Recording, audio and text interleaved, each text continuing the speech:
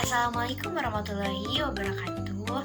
Halo teman-teman semua, perkenalkan saya Delisa Dwi Lestari dari jurusan Pendidikan Geografi Fakultas Keguruan dan Ilmu Pendidikan dengan NPM 222170112. Pada kesempatan kali ini saya akan membahas mengenai salah satu negara berkembang yang ada di wilayah Oseania. Kalian tahu nggak sih apa itu negara berkembang? Ya, betul. Negara berkembang adalah istilah yang umum digunakan untuk menjelaskan suatu negara atau salah satu negara dengan kesejahteraan material tingkat rendah. Nah, hal ini tuh dapat dilihat berdasarkan indikator-indikator, baik itu indikator kualitatif maupun indikator kuantitatif. Langsung saja saya akan membahas negara Palau. Republik Palau merupakan negara kepulauan di Samudra Pasifik dengan ibu kotanya yaitu Ngolomot. Nah, kepulauan ini tuh disebut sebagai Belau yang berasal dari kata Belu, yaitu penyebutan kampung oleh orang-orang di Palau tersebut. Nah, kata Palau juga ini berasal dari Ai Bebelau yang artinya balasan tak langsung. Nah, arti tersebut ini berhubungan dengan mitos penciptaan Palau. Palau merdeka dari wilayah perwalian Kepulauan Pasifik yang diperintah oleh Amerika Serikat pada tahun 1994 melalui Perjanjian Asosiasi Bebas. Nah, Republik presidensial merupakan sistem pemerintahannya dengan presiden dan wakil presiden sebagai pemimpinnya. Secara maritim, Palau ini berbatasan dengan Federasi Mikronesia, Filipina, dan Indonesia. Luas wilayah daratannya sekitar 458 km persegi dengan ZEE terbesar ke-42 dengan luasnya yaitu 603.978 km persegi. Sedangkan untuk letak astronomisnya yaitu berada di 7 derajat 30 menit 1 detik North dan 134 derajat 37 menit 29 detik Earth. Nah, untuk pulau yang paling padat penduduknya yaitu ada di Pulau Koror, Pulau Babeldau, Pulau Aangaur dan Paleliu. Topografi Palau ini bervariasi dari pulau utama yang tinggi dan bergunung-gunung hingga pulau-pulau karang yang rendah dan biasanya dikelilingi oleh terumbu karang penghalang yang besar. Titik tertingginya itu berada di Gunung Celsius sekitar 242 meter serta titik terendahnya berada di Samudra Pasifik. Palau ini memiliki iklim tropis dengan suhu rata-rata tahunan yaitu 28 derajat Celcius. Curah hujannya tinggi sekitar 3.800 mm dan kelembabannya rata-rata 82%. Sumber daya alam dan sumber hayati di negara Palau yaitu terdiri dari hutan, mineral, terutama emas, terumbu karang, dan mineral dasar laut. Terumbu karang Palau ini dianggap sebagai salah satu dari 7 keajaiban bawah laut yang paling beragam secara biologi.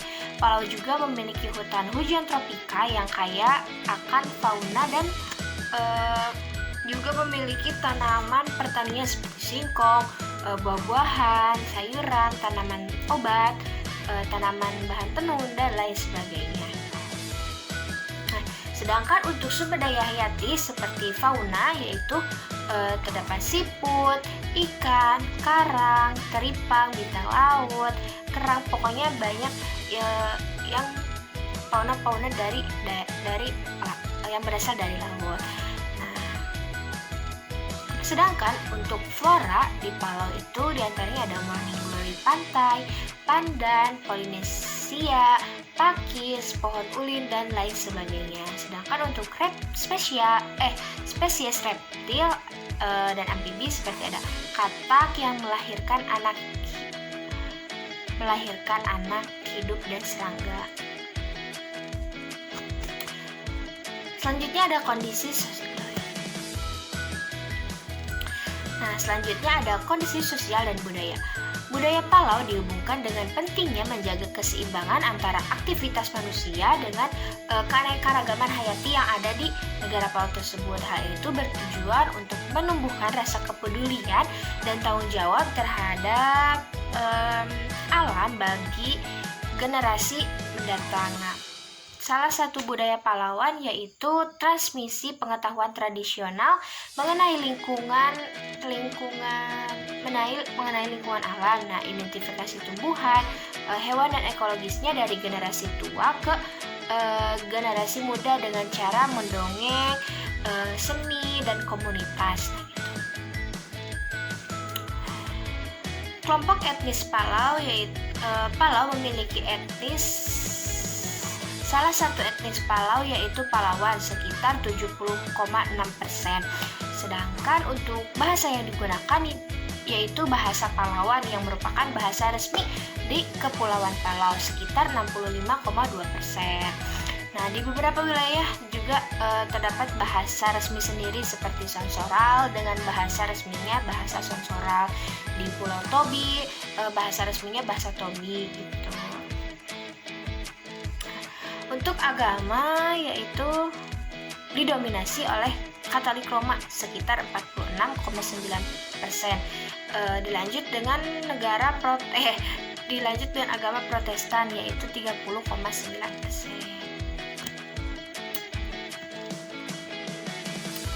Selanjutnya yaitu indikator kualitatif. Yang pertama ada etos kerja.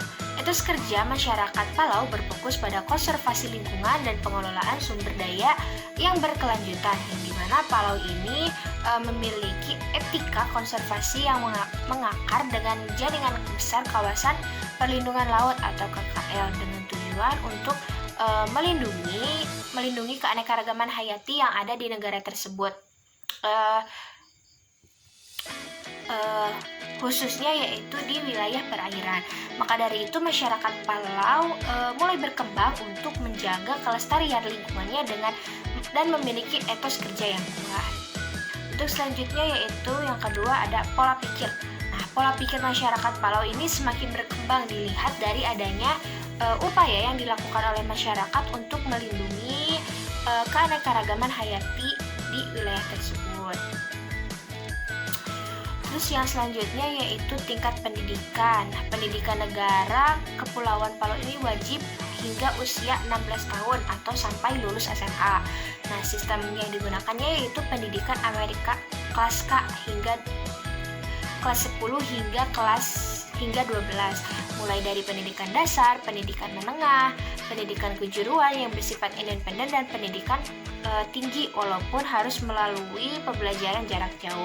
Nah, tingkat literasinya pun cukup baik, yaitu sekitar 96,6% penduduknya dapat membaca dan menulis. Selanjutnya yaitu mengenai tingkat kesehatan di negara Palau. Nah, Palau ini memiliki usia harapan hidup yang cukup tinggi, tetapi kualitas kesehatan masyarakatnya masih rendah, baik itu dalam pelayanan kesehatan yang masih terbatas walaupun sudah terjadi peningkatan dari sebelumnya. Nah, artinya masyarakat Palau ini memiliki akses ke perawatan kesehatan yang masih dasar gitu. Nah, adapun beberapa permasalahan yang ada di negara Palau ini seperti obesitas, terus kebiasaan makan yang buruk, karena kurangnya kesadaran pola makan serta kurangnya olahraga dan kurang mengkonsumsi makanan-makanan yang bergizi. Nah, untuk selanjutnya yaitu mengenai mata pencaharian. Nah, sektor utama perekonomian di negara Palau ini yaitu dalam sektor pariwisata, terutama dalam selam scuba dan selam permukaan di lingkungan laut, termasuk pada dinding penghalang terumbu dan bangkai kapal Perang Dunia II. Nah, selain itu sumber ekonomi Palau juga terdiri dari sektor perikanan seperti menjadi nelayan, layanan udara, bahkan negara ini masih bergantung pada bantuan keuangan dari Amerika Serikat. Selanjutnya yaitu kesadaran hukum. Dalam kesadaran hukum, masyarakat Palau ini dilibatkan secara aktif dalam pengelolaan perikanan dengan mengintegrasikan pengetahuan baru dalam kegiatan penangkapan ikan dari data pengelolaan perikanan dari data pengelolaan perikanan, sehingga sedikit demi sedikit membantu kesadaran masyarakat mengenai pentingnya konservasi lingkungan dan pentingnya menjaga kelestarian atau sumber daya yang ada di wilayah pesisir. Yang selanjutnya permasalahan yang ada di negara Palau. Di sini saya hanya mengambil dua, yaitu yang pertama sengketa batas maritim dengan Indonesia. Nah, salah satu isu utama di negara Palau ini merupakan memperjuangkan batas maritim dengan Indonesia, khususnya terkait ZEE atau zona ekonomi eksklusif. Nah, sengketa ini telah berlangsung sejak tahun 2003 dan melibatkan perbedaan metode delimitasi yang digunakan oleh kedua negara ini. Indonesia cenderung menggunakan prinsip proporsionalitas, sementara Palau menerapkan prinsip yang sama jarak. Hal ini menyulitkan penyelesaian yang adil dan memuaskan bagi kedua belah pihak. Nah, untuk yang kedua yaitu mengenai iklim. Nah, dengan ke garis pantai sekitar 1.500 km persegi, kerentanan utama Palau melibatkan wilayah pesisir dan laut. Ini termasuk pasang surut yang tinggi, erosi pantai, kenaikan permukaan air laut, peningkatan kekeringan, dan aktivitas badai. Seperti negara-negara kepulauan Pasifik lainnya, kerentanan ini diperburuk oleh keterpencilan dan isolasi geografisnya. Palau ini sangat rentan terhadap kenaikan permukaan air laut dan peningkatan kejadian cuaca ekstrim seperti gelombang badai, mengingat mayoritas penduduk dan infrastrukturnya dan situs budaya juga berada di wilayah pesisir. Nah, selain itu negara ini rentan terhadap musim kemarau yang panjang yang disebabkan oleh El Nino South Oscillation atau ENSO. Nah, terdapat beberapa fakta unik mengenai negara Palau. Yang pertama yaitu Palau ini memiliki banyak terumbu karang, bakau, dan padang lamun, sehingga menjadi sektor pariwisata yang utama bagi mata pencaharian di negara Palau. Terus yang kedua yaitu Palau memiliki fauna laut yang beragam, termasuk 400 spesies karang keras, 300 spesies karang lunak, dan 1.400 spesies ikan karang. Kurang lebihnya seperti itu. Terus yang ketiga yaitu Palau ini memiliki koloni dugong yang paling terisolasi di dunia. Yang keempat yaitu Palau memiliki satu-satunya buaya air asin di Mikronesia. Terus yang selanjutnya Palau memiliki hutan tak terganggu terbesar dan danau air tawar terbesar di Mikronesia. Yang selanjutnya yaitu Palau memiliki 70 danau laut yang unik. Nah, Palau juga memiliki 3 bahasa resmi yaitu Palauan, Sonsoraroles atau Tobian, dan bahasa Inggris. Nah, yang selanjutnya yaitu Palau memiliki tata tertib untuk turis yang datang, yaitu salah satunya adalah Ikrar Palau. Nah, yang selanjutnya Palau ini tidak memiliki tentara. Mungkin untuk fakta unik cukup sekian. Cukup sekian pembahasan kali ini mengenai negara berkembang yaitu Palau. Semoga dapat bermanfaat bagi kita semua. Terima kasih sudah menonton. Dadah. Sampai jumpa di lain waktu.